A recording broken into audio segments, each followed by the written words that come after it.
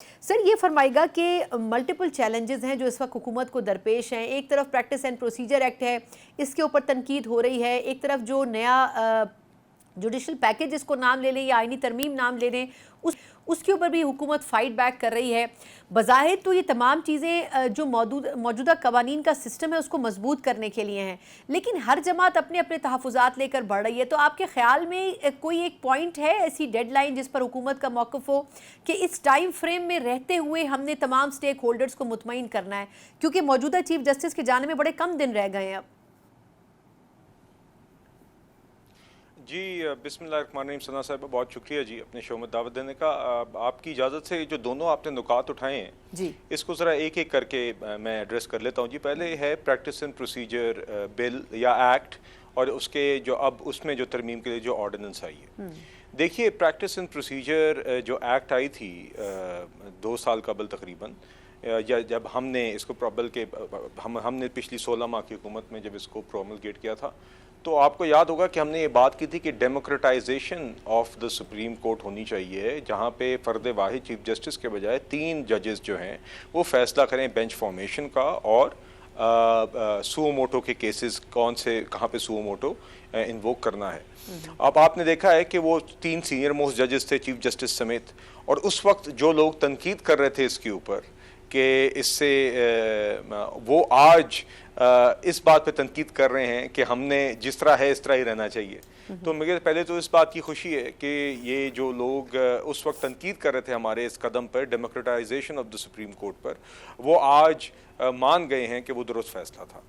اب آپ یہ جو آرڈیننس ہے اس کے اندر بنیادی طور پہ ہم نے ایک پہلے جب پریکٹس اینڈ پروسیجر ایکٹ آیا تو میرے نزدیک پروسیس میں بہتری آئی، فرد واحد سے 3 لوگوں کے پاس گئی.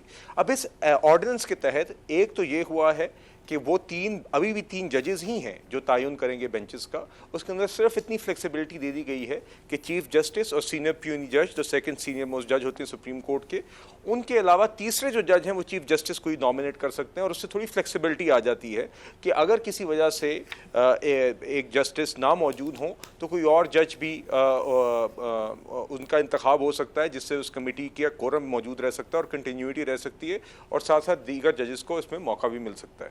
اس کے ساتھ ساتھ اس آرڈیننس کے اندر 2-3 اور چیزیں بھی ہیں جو کہ ہمیشہ سے ضرورت رہی ہیں، جو کہ دیگر بارز کا بھی مطالبہ رہا ہے، جس میں کیسز کو فرسٹ ان اور فرسٹ آؤٹ بیسس پہ سننا، تاکہ لوگوں کے کیسز زیر التوا نہ رہیں بہت دیر تک. اور اگر کوئی وجہ ہے، اگر کوئی کیس آؤٹ آف ٹرن سنا جاتا ہے تو اس کی کوئی کوجنٹ ریزن ہونی چاہیے. اسی طرح یہاں پہ یہ بھی شامل کیا گیا ہے کہ ہر کیس کی ٹرانسکرپٹس ہونی چاہیے، کیسز کی ٹرانسکرپشن، ایون ہیئرنگز کی ٹرانسکرپٹس موجود ہونی چاہیے. اور ساتھ ہی ساتھ اس میں یہ بھی ڈالا گیا ہے کہ آپ کے جو سو موٹو کہیں پہ بھی انووک ہوتا ہے تو اس کے ریزنز ریکارڈ ہونے چاہیے. تو یہ تو وہ سب درستگیاں ہیں جو کہ ویسے بھی اوور آل ایک مطالبہ رہا ہے لیگل فریٹرنٹی کا بھی، اور اب یہ آرڈیننس کی صورت میں آیا تاکہ اس کا اطلاق ہو جائے، اور آئندہ پرماننٹ لا بنانے کے لیے نیچرلی یہ معاملہ پارلیمان میں آئے گا، دونوں ہاؤسز سے پاس ہوگا، تو تبھی یہ ترمیم فل اینڈ فائنل ہوگی. ٹھیک. اچھا سر، یہ تو آپ نے پریکٹس اینڈ پروسیجر ایکٹ کے حوالے سے کہا. اب جو دوسری بات ہے دوسری جو آئینی ترمیم کی بات ہے ثنا صاحبہ، دیکھیے اس میں گزارش یہ ہے کہ آئینی ترمیم تو بائی ڈیفینیشن ایک ایسی چیز ہوتی ہے جو براڈ کنسنسس کے بغیر ممکن ہی نہیں ہوتی.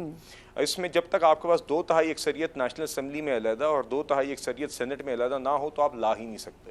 تو یقیناً ایک آئینی ترامیم کا پیکج ہے جس کے اوپر ابھی ایک ڈسکشن جاری ہے، اور جب تک دیگر جو پولیٹیکل ایکٹرز اس میں موجود ہیں وہ 2/3 اکثریت کی حد تک اس پہ اتفاق نہیں کریں گے تو نیچرلی یہ ہم اس کو آگے نہیں چلا سکیں گے.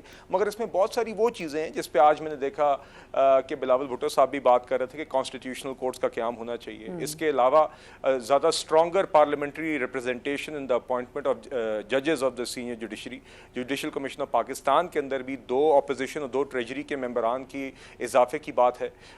اس میں دیگر اور چیزیں ہیں جو ایڈ کی گئی ہیں. تو دیکھیے ان سب چیزوں کے اوپر آپ کی ابھی 63A جو کہ ایک ڈیفیکشن کا کلوز ہے جس کے اندر ووٹ نہیں گنا گیا تھا، جو میرے نزدیک ایک ری رائٹنگ آف دا کانسٹیٹیوشن تھی بائی دا کورٹ، جب انہوں نے کہا کہ یہ ووٹ بھی نہیں گنا جائے گا، اس کی درستگی کا ہی معاملہ ہے. تو ان سب چیزوں کے اوپر بات چیت جاری ہے.